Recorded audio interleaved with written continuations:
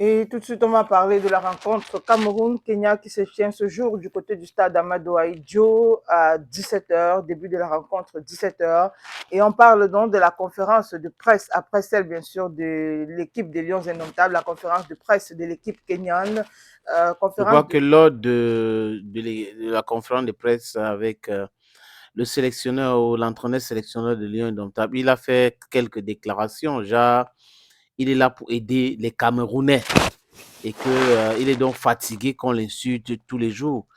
Et je me suis posé la question entre Marc Brice et les Camerounais qui aident qui quand on sait que c'est les Camerounais qui payent le salaire de Marc Brice. Et en quoi est-ce que Marc Brice aide les Camerounais? Beaucoup de personnes se sont posées ces questions-là et d'autres ont demandé à Marc Brice de ne pas se fatiguer, que ce n'est que le début. À un moment donné, il a pensé qu'il avait l'autorité, tout le monde était avec lui. Il commence à se rendre compte que ce n'est pas le cas. Mais juste après la conférence de presse de Marc Brice, que nous étions présents, il faut dire que notre reporter était présent dans cette conférence de presse Macatu. Il y a eu la conférence de presse de l'équipe du Kenya, comme tu disais tout à l'heure. Voilà, la conférence de presse de l'équipe du Kenya. Et durant cette conférence de presse, donc le coach de la sélection kenyane, Angien Firat, qui a tenu des propos parmi lesquels il a dit que ce ne sera pas assez aisé pour le Cameroun, ou du moins pour l'équipe du Cameroun, de battre le Kenya. Et donc, voici ses propos. Je ne crois pas que ce sera facile pour le Cameroun, même avec son équipe complète. Cette fois, je suis heureux qu'il ne nous manque que quelques joueurs. Entendez par là, bien sûr, que le match sera très serré ce jour. Difficile pour le Cameroun, je crois qu'il a commencé en Nairobi, une capitale que j'ai visitée cette année, en disant cela.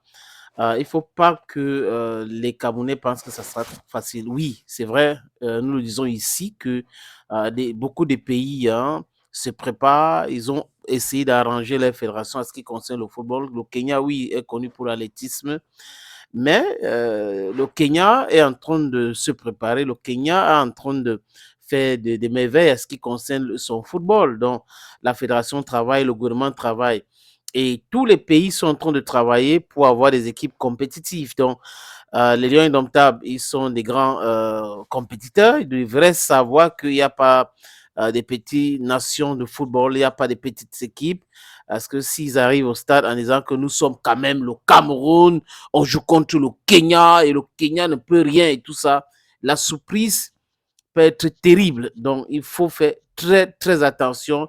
Il faut jouer comme si c'était la finale pour pouvoir battre le Kenya. Et le sélectionneur du Kenya, il parle en connaissance de cause parce qu'il y a certains joueurs qui se disent, OK, je joue à telle équipe, moi je joue ici, je joue là-bas.